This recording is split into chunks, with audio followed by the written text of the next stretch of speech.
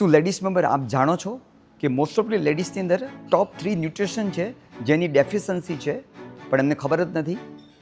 શું આપ ગેસ કરી શકો? ફર્સ્ટ છે આયર્ન ડેફિશન્સી, જેના કારણે બોડીમાં થાક વધારે પડતો લાગે છે, હેરફોલ થાય છે અને નેઇલ છે એ તૂટવાની શરૂઆત થાય છે.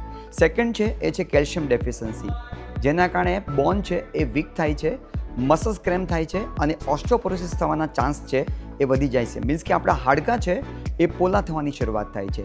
અને થર્ડ છે એ છે વિટામિન ડી ડેફિશન્સી, જેના કારણે બેક પ્રોબ્લેમ છે એ વધે છે, થાક વધારે પડતો લાગે છે અને મૂડ સ્વિંગ થાય છે. શોકિંગ ફેક્ટ તો એ છે, દર 10માંથી 7 બહેનો તો એવા છે જેમને ઓલરેડી આની ડેફિશન્સી છે પણ એમને ખબર જ નથી.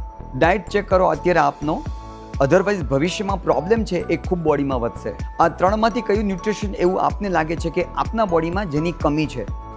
આયર્ન, કેલ્શિયમ કે વિટામિન ડી? અત્યારે આપનો જવાબ છે એ આપની આવતીકાલ છે એને બેટર બનાવશે.